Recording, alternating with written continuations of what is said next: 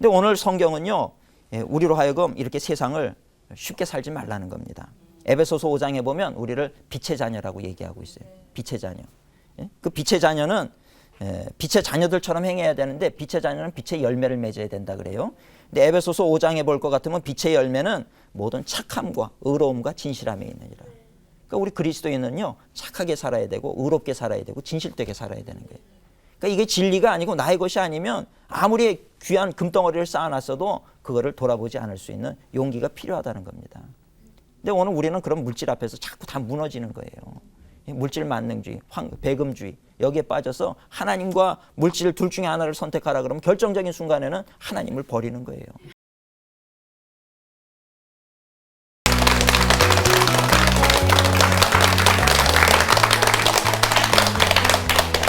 한 주간 동안 안녕하셨습니까? 네. 하나님의 은혜 가운데 한 주간도 잘 지나신 줄로 믿습니다.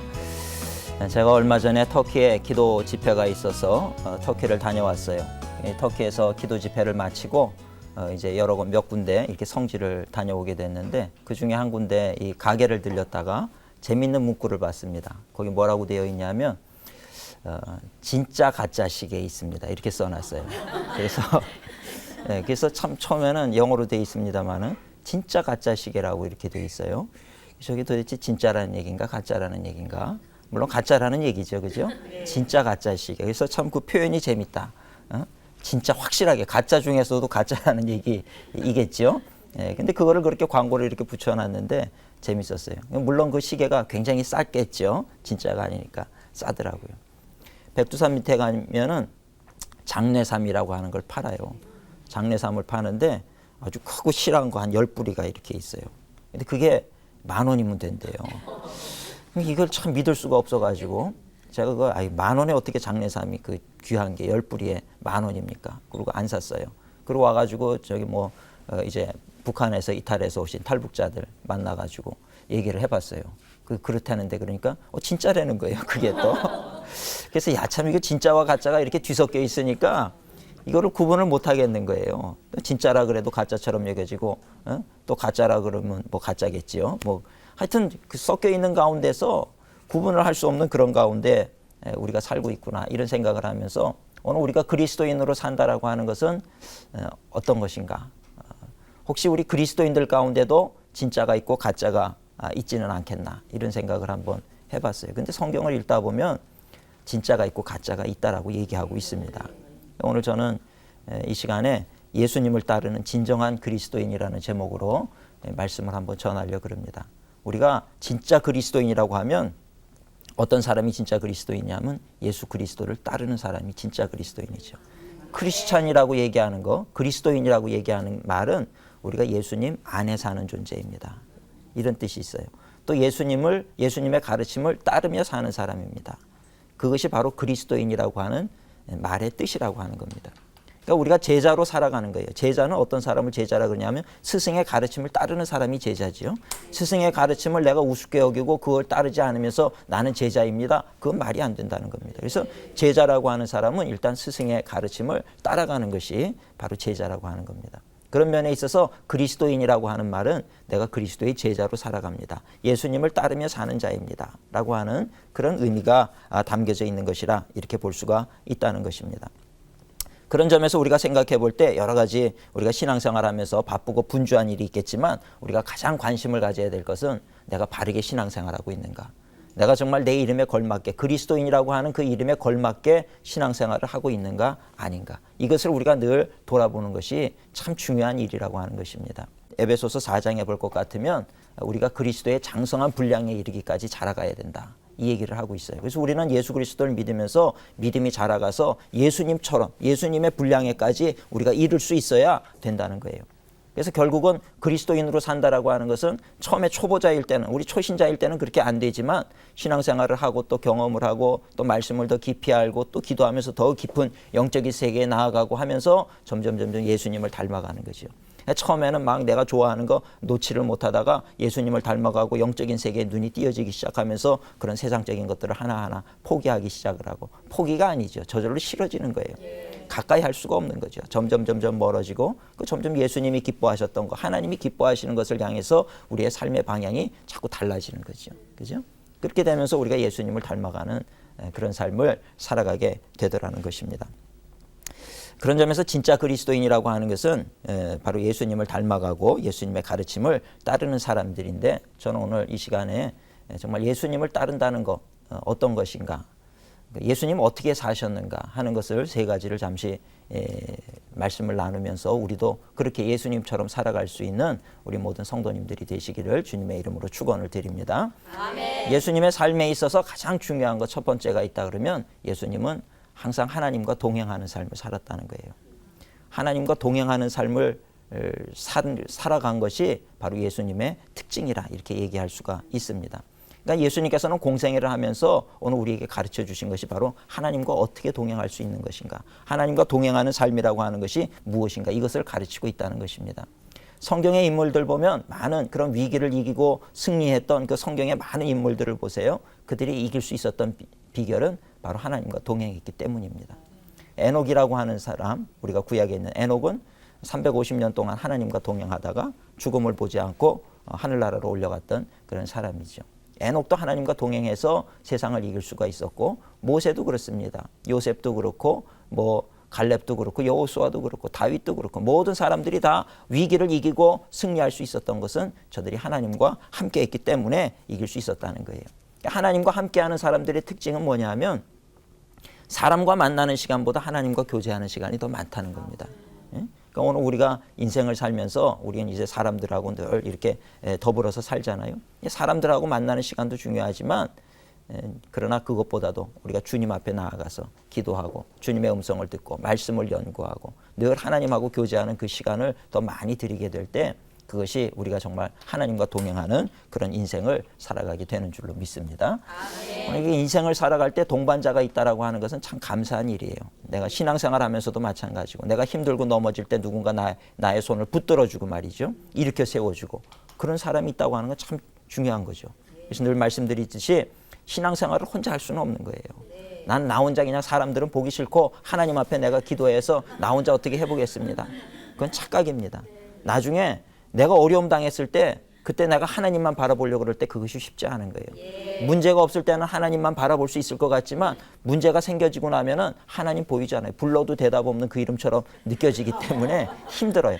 그럴 때는 옆에서 붙들어주는 동역자, 신앙의 동역자들이 절대적으로 필요한 거예요. 그들이 나를 붙들어주고 일으켜 세워주고 또 사랑이 필요할 때 사랑해주고 말이죠. 아파가지고 혼자 그 아무도 아는 사람 없는 그런 골방에서 누워있을 때 속회 식구들, 구역 식구들이 와가지고 찾아와서 그 사람들에게 미역국을 끓여다 주고 그럴 때 그런 어떤 사랑의 행위를 통해서 하나님의 사랑을 깨닫게 되는 거거든요. 그러니 이렇게 우리가 누군가 동반자가 있다라고 하는 것은 참 귀한 일이라고 하는 것입니다. 근데 우리가 그런 동반자가 없이 산다라고 하는 건 외롭고 힘든 그런 싸움이 될 수밖에 없다는 것입니다. 그 2001년도에 어떤 일이 있었냐면 에릭 바이헨마이어라고 하는 시각 장애인이 있었어요. 앞을 볼 수 없는 사람입니다. 근데 이분이 2001년도에 무슨 일을 했냐면 그 세계에서 가장 높다라고 하는 에베레스트 산을 정복을 했어요. 눈이 보이지 않는데 그 산을 정복을 한 거예요. 그게 가능합니까? 눈이 멀쩡해도 그게 안 되는 거거든요. 근데 그에게는 좋은 파트너가 있었어요. 루이스 베니테스라고 하는 이 파트너가 같이 동반을 해준 거예요. 같이 올라가는데 그 히말라야나 이런 곳에 가보면 가장 위험한 것이 등산하는 분들이 가장 위험하게 생각하는 게 크레바스라는 게 있습니다. 이게 뭐냐면 이게 눈으로 덮였지만 살짝 덮였지만 이게 구렁이 빠져가지고 말이죠.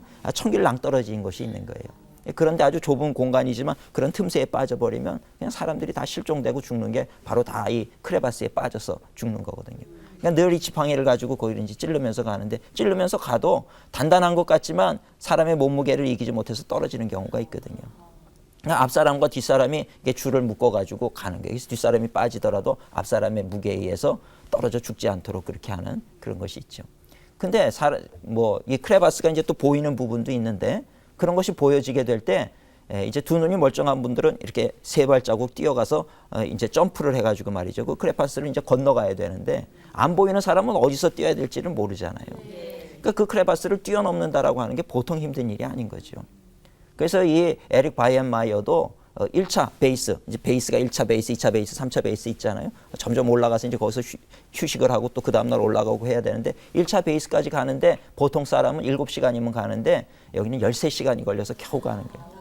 13시간이 걸려가지고 남들보다 2배가 넘는 그 시간 동안 말이죠. 그렇게 오랜 시간을 걸려가지고 그 베이스까지 올라가는데 한 번은 그 크레파스에 빠져가지고 끌어올리느라고 죽기 살기로 해가지고 겨우 끌어올리니 두 사람이 둘 다 탈진을 한 거예요. 끌어올리는 사람이나 거기 매달려서 살기 위해서 올라간 사람, 그게 탈진이 돼버린 거예요. 그런 상황 속에서도 하루하루 포기하지 아니하고 이제 등정을 시작을 해가지고 결국 2001년도 5월에 그래서 이 에릭 바이엔마이어라고 하는 사람이 그 에베레스트산 8,848m 굉장히 높은 곳이죠. 그래가지고 그 2001년도에 우리가 타임즈지라고 하는 시사 주간지를 아시죠? 거기서 올해의 최고의 선수라 그래가지고 이 에릭 바이엔마이어를 최고의 선수로 그렇게 뽑았어요. 뽑았는데 그래가지고 이 에릭은 박수갈채를 받고 칭찬을 받고 그랬죠. 놀라운 일을 해냈다고 박수갈채를 받았어요. 근데 사실 거기에 그 사람이 박수갈채를 받기까지 중요한 사람이 있잖아요. 그죠? 루이스 베니테스라고 하는 사람이 없었다라고 하면 에릭은 그런 박수갈채를 받을 수가 없었다는 겁니다. 이 루이스 베니테스라고 하는 사람이 더 참 위대한 사람 같아요. 어찌 보면 그 히말라야 등반을 하면요. 보통 팀을 이룰 때 초보자를 팀을 안 하지요. 왜냐하면 내 생명이 달려있기 때문에 위험한 거거든요. 그러니까 나에게도 전문가가 필요한 거예요. 내가 위기에 빠졌을 때 나를 도와줄 수 있는 사람이 필요한데 자기는 그런 사람이 아니라 시각장애인을 데리고 올라가니까 내가 위험에 빠지게 되면 둘 다 죽는 거예요. 그럼 내가 위험에 빠지게 됐을 때 나를 건져주거나 살려줄 수 있는 사람은 없는 거죠. 그러니까 사실은 어떤 면에 있어서는 미안한 표현이지만 혹을 하나를 달고 올라가는 거예요. 혼자 올라가기도 힘든 곳에 혹을 하나를 달고 올라가는데 그런데도 뭐 무슨 고생이겠습니까? 참 어려운 힘든 고생 아니겠습니까? 그러나 그럼에도 불구하고 이 루이스 베니테스는 불평 한마디 없이 그를 인도에 간 거예요. 뛰자 그러고 용기를 주고 고지가 바로 저기라 그러고 그러면서 올라가서 그 에베레스트 산을 정복하고 올 수 있었다라고 하는 것입니다. 만약에 에릭 바이엔마이어가 이 동료의 말을 신뢰하지 못했다라고 하면 절대 갈 수가 없는 거겠죠. 그러니까 동반자, 좋은 동행자를 만나서 그 동행자의 이야기를 듣고 순종하고 따라가게 될 때 보통 사람도 해내기 어려운 그런 놀라운 기적적인 일들을 해낼 수가 있었다라고 하는 겁니다. 이것을 가만히 생각하게 될 때 오늘 우리가 인생을 살면서 좋은 동반자를 만난다는 것은 참 중요한 거라는 거예요. 우리 세상 사람들 살아가는 거 보면 가장 귀한 동반자로 누구를 삼습니까? 바로 배우자를 얘기하죠. 그죠? 남편과 아내. 그래서 결혼할 때 보면 저도 결혼식 주례를 많이 하지만 다 푸른 꿈을 안고 결혼을 하거든요. 그렇잖아요? 이 사람과 더불어서 이제 평생을 내가 행복하게 우리가 열심히 살면 성공하지 않겠느냐? 뭐 이제 이런 꿈을 가지고 이제 우리가 결혼을 하는데 하고 1년이 지나고 2년이 지나고 하면서 뭔가 계획한 대로 잘 안 된다는 걸 이제 알게 되는 거죠. 노력해도 안 되는 부분이 있구나. 또 남편을 신뢰했는데 어느 틈엔가 보면은 자꾸 남의 편을 들어서 남편이라 그러죠. 누가 그러더라고요. 자꾸 남의 편을 들어서 남편이라 그런다 그래요. 자꾸 이제 그런 걸 볼 때마다 속이 상하고, 그죠? 뭔가 내가 못 믿을 사람이구나. 이제 이런 이제 자꾸 신뢰가 깨지기도 하고 이제 그런단 말이죠. 근데 그나마도 있을 때가 좋았지 어느 날인가 갑자기 예고도 없이 훌쩍 떠나가 버리면 그 좌절감이라고 하는 게 얼마나 심하게 오는지 몰라요. 저도 이제 저희 교회 권사님들이나 이런 분들이 이렇게 뵐 때 참 씩씩하고 아주 뭐 그냥 얼마나 여장부 같은 분들이신데 갑자기 남편이 돌아가시면 연세를 뭐 70, 80까지 사시고 그래도 오래 사셨는데도 불구하고 그러고 떠나시면 막 주체하지를 못하고 그냥 무너져 내리시는 모습을 봐요. 참 제가 그러면 이제 찾아가서 격려를 해드리고 그래도 다 우리가 주님 앞에 믿음으로 이겨야 된다 그러고 이제 그렇게 권면을 해드리는데도 일단 그렇게 평생을 같이 살아왔던 그 남편이 없어지고 나니까 그냥 무너져 내리는 그런 모습을 보게 될 때가 많습니다. 참 안타깝죠. 근데 결국은 그러고 나서 깨닫게 되는 게 뭡니까? 남편이라고 해도 결국은 이렇게 나를 두고 떠나버리게 될 때 결국은 뭐 내 인생을 보장해 줄 수 있는 사람은 아니로구나. 그걸 이제 알게 되는 거예요. 우리 인생을, 내 인생을 뭐 남편이 어떻게 보장해 줄 수 없잖아요, 사실은. 그분도 남편들도 다 사람이고 아프고 병들고 넘어지고 나를 지켜줄 수 있는 사람 같았는데 병이 들어서 병원에 입원을 하니까 내가 지켜줘야 되는 거잖아요. 그래서 아내들이 다 뒷바라지하고 수발하고 그런 모습들 보거든요. 그러니까 이제 남편이 떠나고 나니까 이제 누구를 의지합니까? 아들을 의지해야 되잖아요. 아들을 의지해서 이제 나는 너밖에 없다 그랬는데 이 녀석이 어느 날인가부터 다른 여자를 이렇게 보더니 말이죠. 그냥 거기에 빠져가지고 엄마는 쳐다보지도 않는단 말이에요. 그리고 결혼을 하더니 아기를 낳고 그 인생을 사는데 열심히 살아가는 그 모습을 보니까 대견하기는 하지만 인생의 무게를 지고 가는 그 아들의 모습을 보니까 참 힘겨워 보인다는 거죠.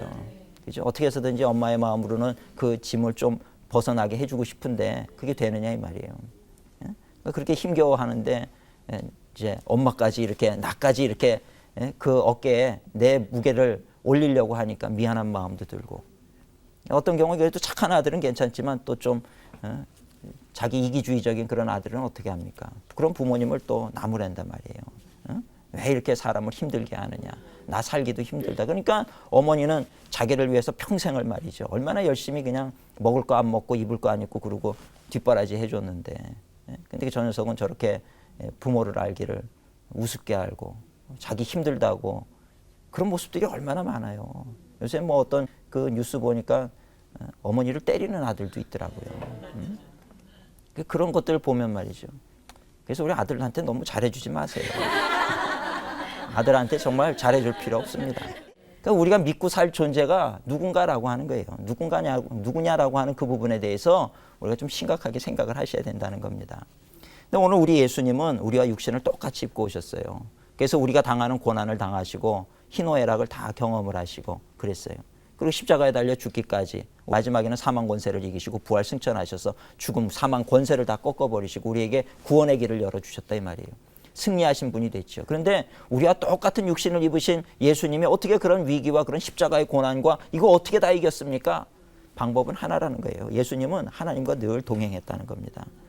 하나님을 의지하고 살았고 하나님과 동행했기 때문에 마지막까지도 승리하는 그런 우리 주님이 되신 줄로 믿으시기를 바랍니다. 아멘. 그래서 우리 그 예수님께서 승리하신 비결이 무엇입니까? 한마디로 얘기하면 하나님과 동행하는 삶을 살았기 때문이라는 거예요. 하나님과 어떻게 동행합니까? 기도함으로 동행하는 거죠. 기도함으로 동행하는 거예요. 오늘 하나님과 교제하는 것이 바로 기도입니다. 근데 이렇게 기도를 통해서 하나님과 교제를 하다 보면 능력이 생기는 거예요. 나쁜 친구 만나면은 나쁜 물 들잖아요. 그죠? 똑똑한 친구 만나면 공부를 또 좀 잘하게 되고 하나님과 교제를 하다 보면요. 하나님의 능력을 힘입게 돼 있어요. 하나님의 거룩한 성품을 담게 되어 있고 그 하나님의 뜻을 알게 되어 있고 하나님과 교제하는 것이 중요한데 그 하나님과 교제하는 방법은 기도라는 것입니다. 그러니까 예수님은 틈만 나면 기도하셨잖아요. 틈만 나면 산기도 하시고 위기 가운데서도 이제 당장 십자가에 달려 죽어야 되는 잡혀가야 되는 그 상황 속에서도 겟세마네 동산에 가셔가지고 엎드려서 기도하셨잖아요. 위기가 나도 기도하고 시간이 나도 기도하시고 항상 하나님과 동행하는 그런 삶을 살았다 이 말이에요. 마가복음 9장에 보면은 귀신 들린 아들의 아버지가 와가지고 주여 내 아들이 귀신이 들려서 물에도 뛰어들고 불에도 뛰어드는데 어떻게 좀 해주십시오. 뭐 좀 할 수 있거든 뭐 좀 해줘 보세요. 그럴 때 예수님이 뭐라 그래요? 할 수 있거든이 무슨 말이냐? 믿는 자에게 능치 못함이 없다. 그리고 그 귀신을 쫓아냈단 말이에요. 그 아들이 온전하게 되잖아요. 그러니까 제자들이 이렇게 보다가 예수님 우리는 왜 안 됩니까? 그럴 때 뭐라 그랬어요? 오직 기도 외에 다른 것으로는 이런 유가 나갈 수 없느니라. 기도해야 능력이 생긴다는 거예요. 하나님과 교제해야 능력이 생긴다는 겁니다. 그러니까 기도가 바로 하나님과 교제하는 방법이라는 거죠. 그러니까 예수님은 그렇게 기도하는 삶을 통해 가지고 하나님과 동행하셨고 또 하나 중요한 것은 그렇게 기도하는 모습을 제자들이 보게 하신 거예요. 그러니까 너희도 하나님과 동행하고 세상을 이기는 비결은 바로 이렇게 기도하는 데 있다. 산기도하는 데 있었고 위기 중에도 기도하는 것을 보여주시면서 너희도 기도하라는 거예요. 그 기도의 본을 보여주신 것이 바로 예수님의 그 기도의 생활이었다라고 하는 것입니다. 그러니까 오늘 우리도 정말 예수님의 삶을 본받으려고 할 때 이렇게 항상 하나님과 동행하고 기도하는 삶을 살아가는 우리가 되어야 될 줄로 믿습니다. 근데 하나님과 동행한다고 하는 게요, 어떻게 보면 어려운 것 같지만 사실 어렵지 않아요. 어렵지 않은데 우리가 사실 관심이 없어서 그래요. 세상 살려고 아둥바둥 하는 거예요. 10분의 1만 노력하면은 좀 하나님의 은혜와 축복을 우리가 누리는 삶을 살 수 있습니다. 근데 10분의 1이 아니라 우리는 아예 거들떠도 안 보는 거예요. 관심이 없는 거예요. 그래서 우리는 하나님과 동행하지 못할 때가 많이 있어요. 우리 남편들 어떻게 사시는지 아세요? 새벽에 일찍 일어나가지고 승진하려고 말이죠. 나가서 열심히 일을 하잖아요. 열심히 일을 하고 또 밤에는 또 요즘은 승진 그냥 안 되더라고. 시험 봐가지고 또 합격을 해야 또 한 단계 올라가고 그러니까 또 퇴근하면서 오는 길에 학원 가가지고 또 공부하고 또 뭐 노는 날, 쉬는 날 이럴 때도 보면은 도서관 가가지고 공부하고 우리 교인들 가운데도 그런 분들이 많이 계세요. 그래서 참, 야, 세상 사는 게 정말 쉽지 않구나. 저렇게 생존 경쟁 속에서 이기려고 애를 쓰는구나. 이런 모습을 봐요. 근데 그렇게 그런 모습 보면 정말 열심히 살고 성실하게 살고 잘 산다 이 말이에요. 근데 하나님을 향해서 투자하는 시간, 하나님 앞에 드려지는 시간은 얼마나 되느냐 하면 거의 없는 거예요. 내가 세상 살기도 바쁜데 하나님 앞에 드릴 시간이 없는 거예요. 아이들도 말이죠. 아침도 굶고 이른 새벽부터 식사도 못하고 학교 가가지고 공부하고 10시간씩 공부하고 또 과외 공부 가서 또 공부하고 학원 가서 공부하고 거기에 10분의 1만 성경 공부해 보세요. 하나님이 지혜 주신다니까요. 근데 그런 거에 대해서는 우리가 신경을 안 써요. 하나님은 하나님이고 나는 나다. 하나님 믿다가 내가 큰 코 다친다. 뭐 이런 생각을 가지고 사는 것 같아요. 예? 그래가지고 절대로 그 하나님 앞에 드리는 시간 이런 거 절대 안. 주부들도 생활하는 게 얼마나 힘듭니까? 아침부터 일어나서 남편 뒷바라지하고 아내 뒷바라지하고 아이들 뒷바라지하고 말이죠. 또 요즘에는 아르바이트까지 하세요, 주부들이. 이번 선거 때도 보니까 우리 교인 중에 한 분이요. 이거 선거위원이 된 거예요. 하루에 뭐 얼마씩 이렇게 받는데요. 그래가지고서는 그 명함을 가지고 다니면서 주는 거예요. 나눠주면서. 그냥 이것만 나눠줍니까? 또 인사를 90도로 하잖아요. 하루 종일 그냥 아침부터 저녁까지 90도로 인사를 하면서 이걸 나눠주잖아요. 그러면서 그냥 우리 이 사람 당선시켜달라고 그 후보자의 그 명함, 이름이 적힌 그 명함을 막 주는 거예요. 그렇게 열심히 하신다고요. 참 그거 보면서 참 대단하시다. 근데 그분에게 우리 교회 권사님 한 분이 한 달에 한 번씩 우리 나가서 전도하자 그러니까 나 전도 못해요. 이거 전해주는 것만큼만 하면은 예? 충분히 할 수 있는데 못한다 그러는 거예요. 그럼 못하는 겁니까? 안 하는 겁니까? 안 하는 거죠. 그거는. 관심 없는 거예요. 이 후보자 거 이거 돌리면 돈이 생기지만 하나님 전단지, 하나님 예수님 이름 다 적혀 있는 거 전하면은 돈이 안 생긴다고 생각하는 거예요. 근데 그게 어리석은 거예요. 예수님의 이름을 우리가 전해보세요. 정말 부족함이 없이 채우시는 하나님의 은혜를 우리가 알 수 있을 텐데 그거 안 하는 거예요. 그러니까 우리가 신앙생활이요. 못합니다. 못합니다로 안 들려요. 안 합니다로 들려요. 제 귀에는. 그러니까 교회 신앙생활하는 게 뭐 그렇게 어려운 거 없어요. 사실은. 그렇게 어렵지 않습니다. 우리가 뭐 세상에 투자하고 아이들 학비 투자하고 이런 거예요. 10분의 1씩만 투자를 해보세요. 진짜 하나님 앞에 은혜가 임하고 놀라운 은총 가운데 승리할 터인데도 우리는 그 하나님을 의지하지 않아요. 절대로. 그러니 그런 모습들이 안타깝더라는 겁니다.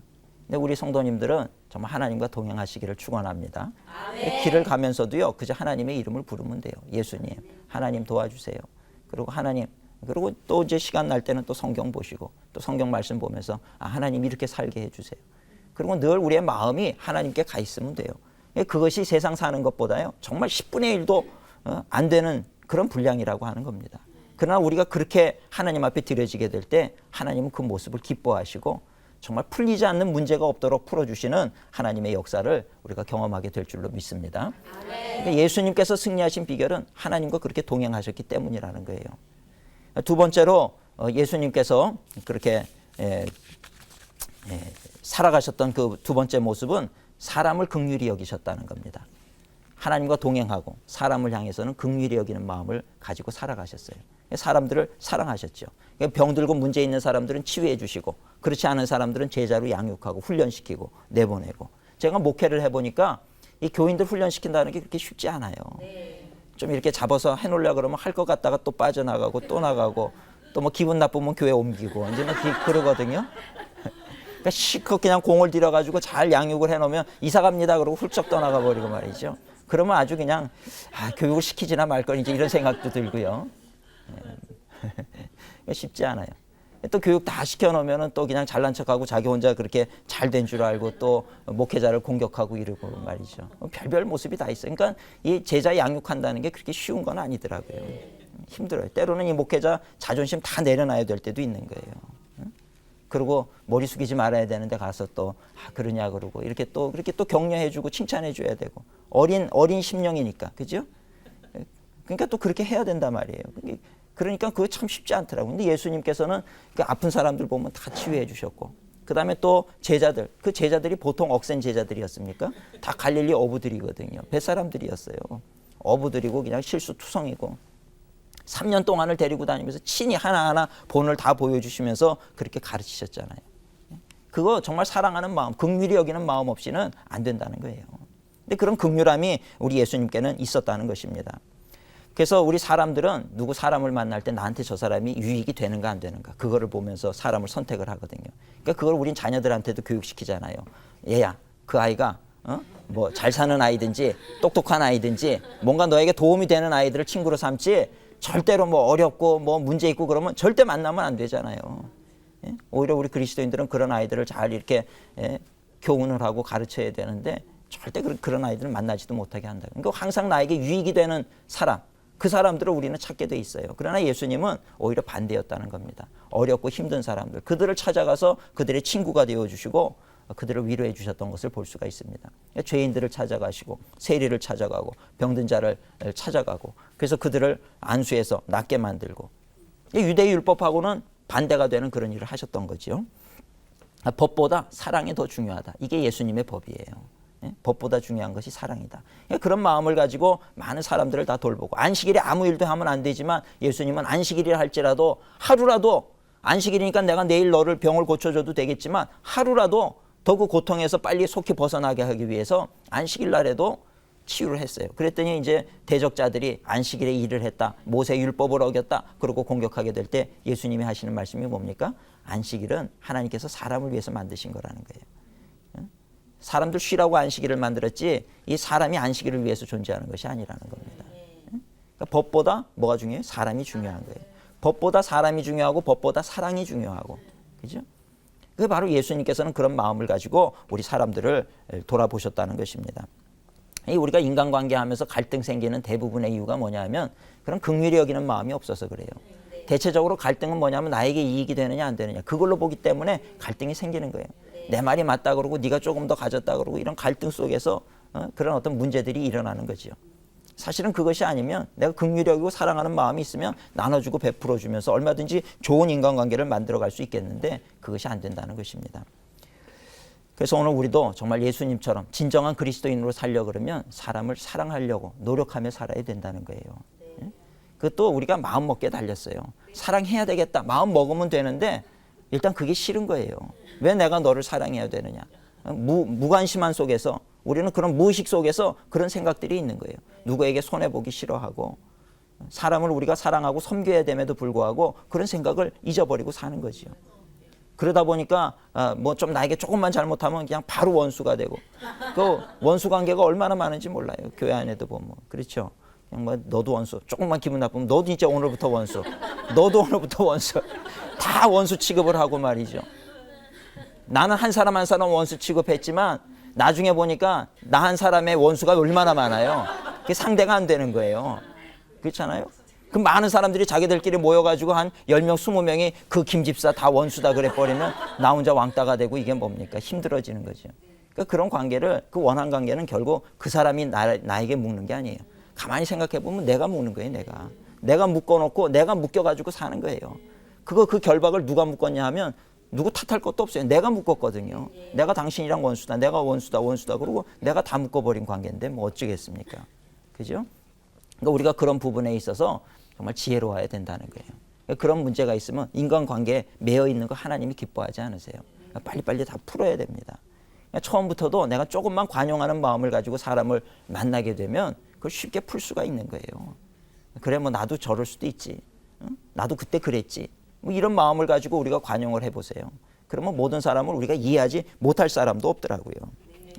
이 사랑이라고 하는 거, 예수님 하나님께서 사람을 사랑하라고 하는 것은 하나님의 명령이었거든요. 그러니까 예수님도 똑같은 명령을 하잖아요. 예수님께 한 청년이 찾아와서 계명 중에 어떤 계명이 가장 큽니까? 했을 때 뭐라 그래? 하나님 사랑하고 내 이웃을 내 몸과 같이 사랑해라. 내 이웃을 조금 사랑해라가 아니에요. 내 몸처럼, 너의 몸처럼 사랑하라는 거예요. 그거는요 대단한 겁니다. 우리는 남이 잘못하면은 막 조그만 잘못도 이렇게 침소봉대가지고 막 뭐라 그러지만 나는요 뭐 아주 큰 죄를 해도 그럴 수도 있지 뭐 얼마나 자기 자신에 대해서는 관대한지 몰라요. 예수님이 그걸 아주 정확하게 간파하신 거예요, 하나님이. 그래서 사랑할 때 남을 사랑하듯이 하지 말고 너를 사랑하듯이만 사랑하라는 겁니다. 그러면 세상에 용서하지 못할 사람이 없는 거예요. 자기가 잘못하고 나는 죽어야 된다고 머리쳐서 죽는 사람 없어요. 다 자기는 조금 그러다가 자기가 스스로 다 용서해버리잖아요. 그러면 그냥 하나님께서 내 이웃을 너처럼 사랑하라는 얘기를 하는 겁니다. 그러니까 그의 제자, 예수님의 제자였던 사도 요한도 요한 서신에 보면 뭐라 그럽니까? 보이는 바 형제를 사랑하지 않으면서 보이지 않는 하나님 사랑한다는 거 거짓말이다. 형제를 사랑하는 그 과정을 통해서 하나님을 사랑한다는 것을 증명하라는 거예요. 그러니까 그런 어떤 사랑의 모습, 관용의 모습이 오늘 우리에게 있어야 될 줄로 믿습니다. 그러니까 오늘 우리가 정말로 예수님을 본받는 삶을 살고자 하면 욕심 내려놓고 사람 사랑할 때 조건 없이 사랑하셔야 되는 거예요. 어떤 조건을 걸고 사랑하면 그건 사랑이 아니라 거래지요. 그러니까 우리는 거래하려고 자꾸 그래요.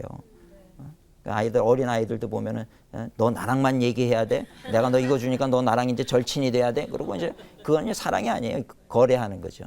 그런데 이제 그 거래가 깨지니까 갑자기 사랑한다 그러고 친한 친구 사이가 말이죠. 원수가 돼가지고 이렇게 되는 거잖아요. 사랑이라고 하는 건 일단 조건이 없어야 그것이 사랑입니다. 조건이 있으면 그건 사랑이 아니라고 하는 것입니다.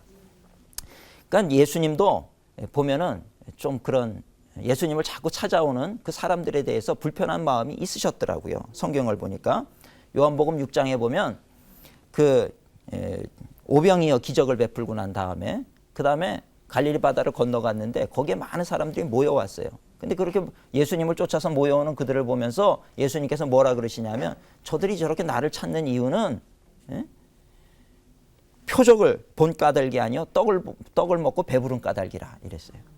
그러니까 오병이어의 기적으로 많이 먹여주니까 또 뭐 얻어 먹을 거 없나 해서 예수님은 천국 복음을 전하고 사랑을 전하고 그렇게 중요한 말씀을 전하는데 저들이 모여오는 것은 그 말씀에 관심이 있는 것이 아니고 내 영혼에 관심이 있는 게 아니고 떡 좀 더 줄 수 있나. 그것 때문에 모여왔다는 거예요. 그러니까 예수님의 마음이 상하시는 거죠. 예수님이 설교를 하셔도. 그래서 좀 목회자들은 그 말씀에 위로를 받아요. 예수님도 설교를 해도 저렇게 안 듣는 사람들이 있는데 목회자 설교하는 거 안 듣는 거 그냥 당연하다 이런 생각도 들고 말이죠. 근데 예수님이 참 놀라운 것은 그럼에도 불구하고 그렇게 오는 자들을 너희들 이제는 포기한다 이러지 않으셨다는 거예요. 또 병든 자들을 또 고치시고 또 치료하시고 문제 있는 사람들 문제를 또 감당해 주시고 그것이 예수님의 사랑의 모습이더라는 것입니다. 그런 모습을 보면서 예수님의 사랑이라고 하는 것, 사람을 향한 그 긍휼하심이라고 하는 것은 바로 저런 것이라구나. 무조건이라는 게 무조건. 오늘 우리도 그런 모습을 배워야 될 줄로 믿습니다. 예수님처럼 어떤 사랑이든지 어떤 사람이든지 긍휼히 여길 수 있는 마음을 가지고 그리고 나도 그렇게 살아야 되겠다. 우리가 이렇게 결단하는 것에서부터 우리도 그런 일들이 가능해지는 거예요. 항상 우리의 문제는 예수님이 그랬대더라. 여기서 끝이니까 아무것도 못하는 거예요. 그죠? 예수님 하나님과 동행하셨대더라. 그러면 나도 하나님과 이제부터 그렇게 동행하기를 원합니다. 그리고 그렇게 살려고 노력해야 되는데 노력 부분이 빠지는 거예요. 그랬대더라. 지식에서 딱 끝나버려요. 예수님께서 그래 조건 없이 사랑하셨대더라. 거기서 또 딱 끝나버려요. 나랑은 상관이 없는 거죠. 그러니까 우리는 결국에는 예수님처럼 못 사는 거예요. 예수님이 그렇게 살았다 그러면 오늘 우리도 그렇게 살려고 노력하는 모습이 우리에게 있어져야 된다는 것입니다. 예수님은 하나님과 동행하셨어요. 두 번째로 사람을 사랑하시되 조건 없이 사랑하셨어요. 세 번째로는 예수님은 악의 세력을 단호히 꺾으셨다라고 하는 겁니다. 죄악과 타협하지 않으셨어요. 아무리 이익이 된다 할지라도 그것을 끊어버리신 것이 바로 예수님의 삶의 모습이라고 하는 것입니다. 이것이 죄악된 길이라고 하면 그것과 타협하지 않으셨다는 거예요. 우리 사람들은 쉬운 길이라고 하면 얼마든지 타협하거든요. 좀 뭐 어떤 그냥 지름길이다 그러고 이것이 잘 되는 길이다 그러면 그냥 바로 타협을 해버리고 그게 죄든 아니든 말이죠. 덥석 물고 본단 말이에요.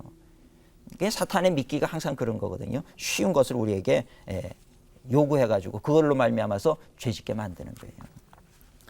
예수님이 이 땅에 오신 목적은 뭐냐 하면요. 하나님께서 천지를 창조하시고 그리고 그 천지를 다스릴 수 있는 권세를 누구에게 줬냐면 아담에게 부여하셨어요. 그 아담아 이걸 잘 다스려라. 그런데 그러면 사람하고 하나님하고 사이에서 경계가 없어지잖아요. 그러니까 하나님께서 경계로 세워놓은 게 뭐냐면 선악과예요. 너 이거 따먹지 마라. 그리고 딱 이 순종하는지 안 하는지 그거를 경계를 만들어 놓으신 것이 바로 선악과인 거예요. 근데 어느 날 사탄이 와가지고 말이죠. 그거 정말 먹지 말래더냐? 그러니까 사탄은 항상 우리를 공격할 때 하나님 말씀을 의심하게 만들어요. 그게 첫 번째 공격 방법입니다. 그렇게 얘기를 하니까 아담이 가만히 생각을 하니까 그것만 먹지 말라 그랬네. 왜 먹지 말라 그래? 이러면서 자꾸 이게 논리적으로 파고들면 말이죠.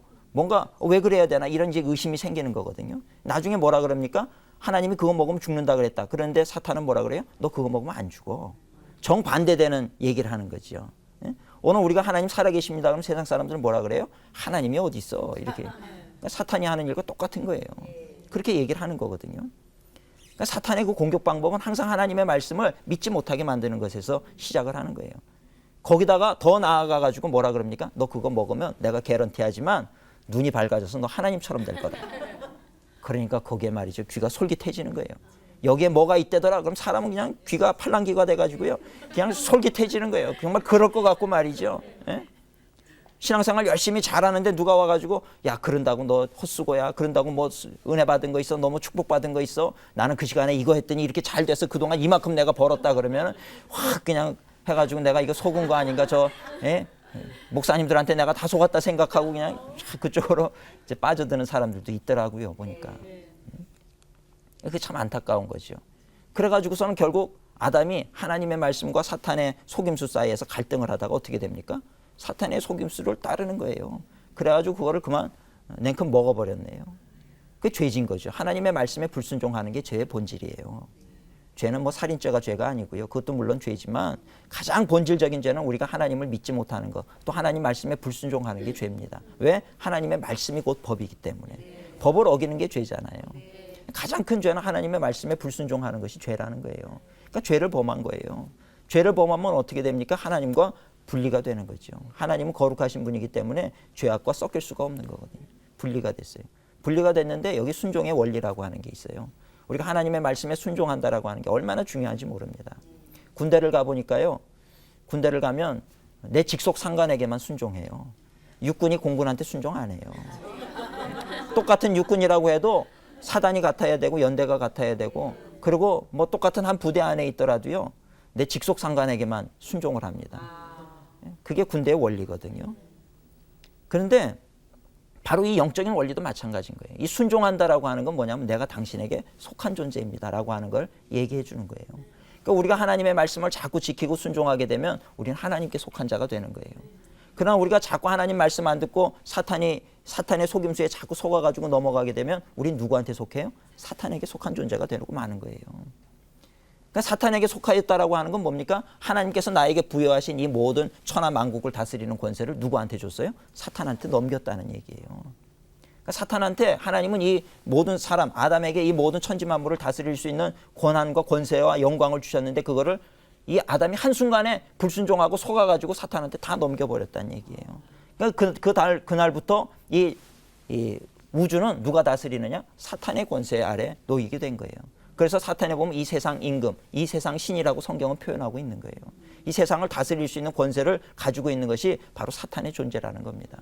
그래서 이 세상에 속한 문화, 이 세상에서 만들어지는 것들 보세요. 다 악한 것들이에요. 우상을 만들어내고요. 세상 노래라든지 이런 거 보세요. 다 악하다고요. 뭔가 요즘은 점점 더 파괴적인 음악이 나오기를 시작을 하는 거예요. 그렇게 해가지고 결국 우리 믿는 자들의 숨통을 자꾸 조여가는 거예요. 못 믿게 하고 자꾸 세상 그 믿음 밖으로 빠져나오게 만들고 이게 사탄이 우리를 공격하는 방법이라 이 말이에요. 제가 이렇게 말씀드리는 것 들으시면 또 진짜 그런가 이렇게 생각을 하시는 분도 없잖아 계신 것 같아요. 누가복음 4장에 보니까 그래서 예수님이 금식하시고 난 다음에 사탄이 시험을 하잖아요. 시험을 하는데 보면 첫 번째 시험이 뭡니까? 예수님이 40일 동안 굶주리셨잖아요. 사탄이 싹 와가지고 하는 얘기가 배고프지? 그럼 저 돌을 가지고 떡을 만들어서 먹어. 근데 예수님께서 그렇게 하셨어요? 안 하셨어요. 어떻게 보면 그게 합리적이고 그래 그럴 수도 있겠다. 내가 배고프니까 만들어서 먹자. 내가 능력의 하나님인데 그까짓 거 못하냐? 먹을 수 있겠지만 그렇게 하면 그건 사탄에게 순종하는 거거든요. 그러니까 예수님은 절대로 순종하지 않은 거예요. 사람이 떡으로만 살 것이 아니야. 하나님의 말씀으로 살아야 된다고 쫓아버렸거든요. 하나님의 말씀으로 대적을 했어요. 사탄은 늘 하나님의 말씀을 가지고 공격을 해요. 또 그랬더니 두 번째 시험하는 게 뭐냐 하면 나에게 딱 절 한 번만 해라. 그럼 이 천하 만국을 너한테 다 줄게. 그 얘기가 굉장히 중요한 얘기입니다. 뭐냐면 예수님은 이 아담으로부터 사탄에게 빼앗긴 이 천하 만국을 회복하기 위해서 오신 거거든요. 잃어버린 이 세계를 하나님의 세상을 회복하시기 위해서 이 땅에 오셨는데 그걸 사탄이 아는 거죠. 예수님에게 얘기하는 게 나한테 절 한 번만 하면 쉬운 길이죠. 십자가에 달릴 필요 없다는 거예요. 나한테 절 한 번만 해라. 이렇게 쉬운 길이 어디 있느냐. 그럼 내가 다 넘겨줄게. 그럴듯하지만 그거 역시 속임수라는 거예요. 그걸 통해서 사탄에게 순종하는 것이 되고 넘어지는 길이 되기 때문에 예수님은 그것도 거절하는 거예요. 쉬운 길이지만 그것을 거절해버리는 것이 되는 겁니다. 누가복음 4장 6절에 보면 이렇게 말씀이 돼 있어요. 이게 중요한 말씀인데 사탄이 예수님에게 이 천하만국을 다 준다 그러지만 예수님께서 왜 그것이 왜 너의 것이냐? 하나님께서 만드신 건데 이렇게 얘기할 수 있잖아요. 그러니까 사탄은 예수님에게 뭐라 그러냐면 이 모든 권위와 그 영광을 내가 내게 주리니 이것은 내게 넘겨준 것이므로 내가 원하는 자에게 주니라. 내게 넘겨준 것이라는 거예요. 누구로부터 넘겨받았어요? 아담으로부터 넘겨받은 거라는 거예요. 그렇기 때문에 이제는 내 거라는 거예요. 이 순종의 원리라는 게 그렇게 중요한 겁니다. 그러니까 다시 내가 이거를 너에게 넘겨줄 테니까 나한테 한번 순종해. 거짓말이죠. 순종하면 어떻게 돼요? 예수님의 사역이 끝나버리는 거죠. 쉬운 길이지만 예수님은 그 길을 택하지 않은 거예요. 그러니까 사탄은요, 오늘 우리를 속이고 넘어뜨리려고 할 때 늘 쉬운 길을 가지고 우리를 유혹하는 거예요. 야, 눈 한번 딱 감고, 침 한번 꿀떡 생기고, 모른 척하고, 얼굴에 철판 한번 깔고, 가가지고 모른 척하고 한번 가져가라는 거예요. 그럼 너의 인생이 편해질 거 아니냐는 거죠. 근데 오늘 성경은요, 우리로 하여금 이렇게 세상을 쉽게 살지 말라는 겁니다. 에베소서 5장에 보면 우리를 빛의 자녀라고 얘기하고 있어요. 빛의 자녀. 그 빛의 자녀는 빛의 자녀들처럼 행해야 되는데 빛의 자녀는 빛의 열매를 맺어야 된다 그래요. 근데 에베소서 5장에 볼 것 같으면 빛의 열매는 모든 착함과 의로움과 진실함에 있느니라. 그러니까 우리 그리스도인은요, 착하게 살아야 되고 의롭게 살아야 되고 진실되게 살아야 되는 거예요. 그러니까 이게 진리가 아니고 나의 것이 아니면 아무리 귀한 금덩어리를 쌓아놨어도 그거를 돌아보지 않을 수 있는 용기가 필요하다는 겁니다. 근데 오늘 우리는 그런 물질 앞에서 자꾸 다 무너지는 거예요. 물질 만능주의, 배금주의 여기에 빠져서 하나님과 물질 둘 중에 하나를 선택하라 그러면 결정적인 순간에는 하나님을 버리는 거예요. 지금 당장 하나님은 나한테 뭐 해주는 게 없는 것 같고 물질은 있으면 뭐 내가 지금 당장 차도 사고 집도 사고 좋은 거 먹고 다 좋잖아요. 결정적인 순간에는 그렇게 넘어지게 되는 거죠. 그런 모습들이 안타깝다라고 하는 것입니다. 그러니까 우리가 항상 이 사탄의 유혹과 타협하지 않으려고 할 때 사탄은요, 우리한테 야, 저 사람 죽여라 이런 거 시험 안 해요. 거기에 넘어질 사람이 없다는 걸 너무 잘 알거든요. 그러니까 사탄이 우리를 넘어뜨릴 때는 그렇게 뭐 넘어지지도 않을 거 가지고 넘어뜨리지 않아요. 사소한 거, 누구를 미워하는 마음, 막 갑자기 그냥 저 사람을 보면 이 분노가 막 치밀어 오르는 거, 그런 마음, 또 어떤 위기 상황에 자꾸 거짓말해서 거기를 빠져나가게 하는 거, 이런 거를 통해 가지고 그런 건 죄예요. 그런 것도 죄인데 우리는 그런 건 죄 아니라고 생각하고 그냥 뭐 구렁이 담 넘어가듯이 그냥 슬쩍 넘어갈 때가 있단 말이에요. 근데 사탄은 항상 우리를 그런 식으로 공격을 해가지고 넘어지게 만들고 일어나지 못하게 만들고 그런 죄라고 할지라도 우리가 하나님의 사랑에서 끊어지기에 충분한 죄라고 하는 겁니다. 그런 것을 틈타가지고 교회를 분열시키고 이간질을 시키고 파당을 만들게 하고 말이죠. 내가 분이 너무 막 이 치밀어 올라. 그럴 때 어떻게 합니까? 보면 자기랑 친한 사람 만나가지고 자기 속 얘기를 다 털어놓는 거예요. 그럼 그 분이 이 사람에게도 전가가 돼요. 어떻게 그럴 수가 있냐 그래가지고 점점점 이게 두 사람이 세 사람 되고 세 사람이 네 사람 되고 그럼 또 저쪽에서는 또 억울하니까 자기 판을 또 만들어요. 또 나중에 말이죠. 막 두 패가 됐다가 또 어떨 때는 막 세 파가 되고 네 파가 되고 막 나눠지는 거예요. 교회를 그렇게 깨부숴요, 사탄은. 그러니까 초장부터 그런 어떤 분노가 임하면 분노 딱 제거해야 되는 거예요. 목회자들은 기도할 때요. 그래서 하나님이 성전 가운데 예수님의 보혈의 피로 덮어주시옵소서. 악한 것들, 분노의 영들, 분열의 영들 틈타지 못하도록 하나님 지켜주시옵소서. 이거를 늘 기도를 하셔야 되는 거예요. 천군 천사를 통해서 이 제단을 지켜주시옵소서. 하나님 영광 가운데 임재하여 주시옵소서. 말이죠. 예? 그런 기도를 자꾸 해가지고 그걸 막아내고 끊어내야 된다는 겁니다. 근데 우리는 그냥 죄에 대해서 무감각해 있기 때문에 그냥 금방 넘어가는 거예요. 금방. 사탄의 속임수에 이리 넘어가고 저리 넘어가고. 그러니까 이런 현실을 예수님이 너무 잘 아셨기 때문에 제자들에게 뭐라 그러냐면 깨어 기도하라는 거예요. 너희들이 깨어 있어야 한다는 거예요. 사탄의 속임수가 얼마나 교묘한지 깨어 있지 않으면 그냥 잠결에 그냥 꿀떡꿀떡 생겨버리고 잠들어 있는 영혼이 됐을 땐 이길 수가 없다는 겁니다. 그리고 실족하고 넘어지는 인생이 되어지고 마니까 깨어 있어서 기도해라. 세상에 그 누구도요, 악한 영과 싸워서 이길 수 있는 사람은 없습니다. 깨어서 기도하고 또 정말 하나님의 말씀대로 살려고 하는 의지가 있는 사람만이 우리가 이겨나갈 수가 있다라고 하는 것입니다. 그래서 오늘 우리도 정말 예수님을 본받아 살려고 그럴 때 하나님과 동행하는 인생을 사시고 또 사람을 볼 때는 무조건적으로 사랑하려고 노력하셔야 돼요. 저도 교회에서 목회를 하다 보면 자꾸 그냥 여러 번 도움을 청하러 오는 분이 있어요. 한 번 도와주면 또 얼마 있다 또 도움을 청하러 오고 나중에 그냥 당당하게 와서 도움 청하세요. 목사님 저 또 왔습니다. 그러고 아주 당당하게 이러시면 그때는 좀 속이 상해요. 그럴 때는 또 예수님도 저들이 나를 찾는 까닭은 말씀 들으러 복음 들으러 변화되려고 오는 게 아니라 떡을 먹고 배부른 까닭이다. 이 말씀 생각하면요 제가 위로가 됩니다. 예? 그래서 또 그러면 그럼에도 불구하고 또 돕고 또 그들을 위해서 기도해주고 신앙생활 잘해야 됩니다. 영혼 구원 받아야 됩니다. 예수님 믿어야 됩니다. 그러니까 이제 자기도 이제 나중에 올 때 미안하니까 목사님 저도 이제 교회 다녀요. 그러고 와서 또 받아가고 그래요. 예? 그런 분들도 있어요.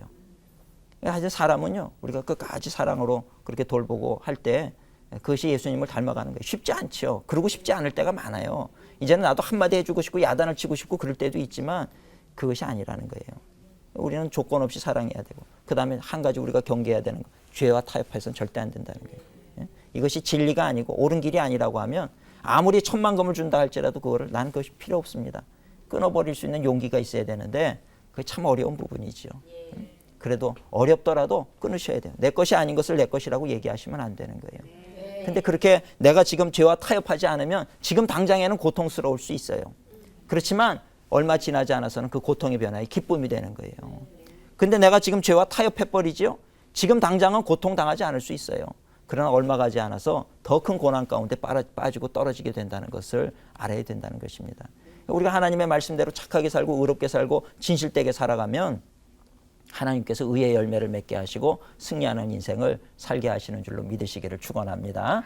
매일 주님과 동행하여서 진짜 그리스도인으로 그렇게 살아가시는 우리 모든 성도님들 되시기를 주님의 이름으로 축원을 드립니다. 경청해 주셔서 감사합니다.